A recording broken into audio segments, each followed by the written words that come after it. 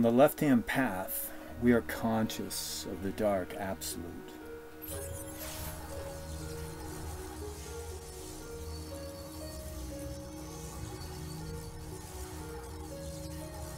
And our guide into this realm of the dark gods is called the shadow. But first, we have to integrate the shadow into our being. In the past, there was a metaphysical philosophy that stretched from India to Ireland that integrated the shadow. It is sometimes referred to as the eternal natural law.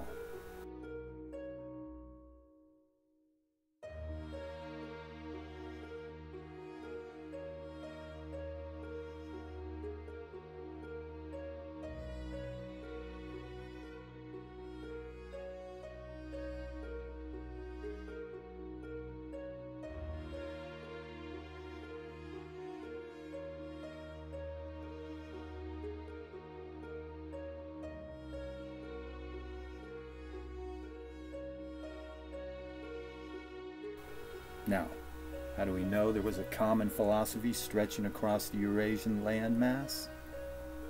It's because of the similarity of the gods.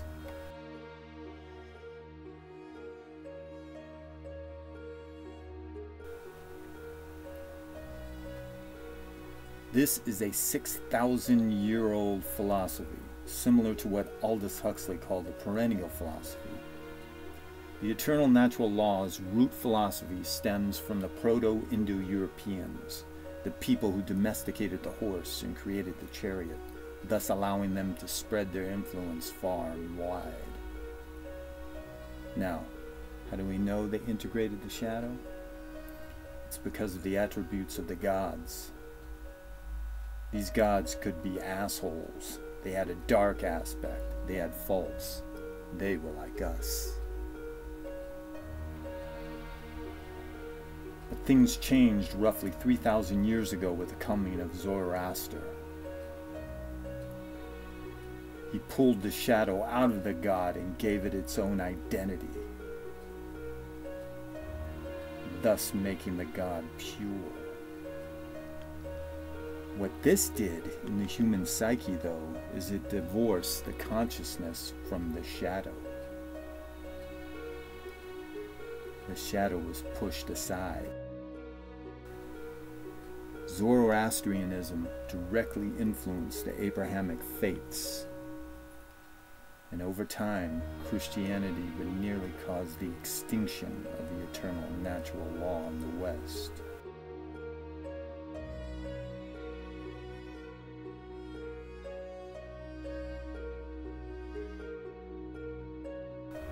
Where today we know it as paganism or witchcraft.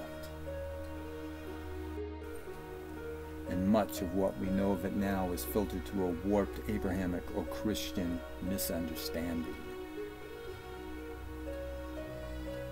Instead of the shadow being integrated and utilized, it was shunned. And thus the shadow became Satan. But in the East, even though Islam tried to destroy it, the tradition of the eternal natural law has remained unbroken for over 5,000 years. In Sanskrit, it is called Sanatana Dharma, better known as Hinduism.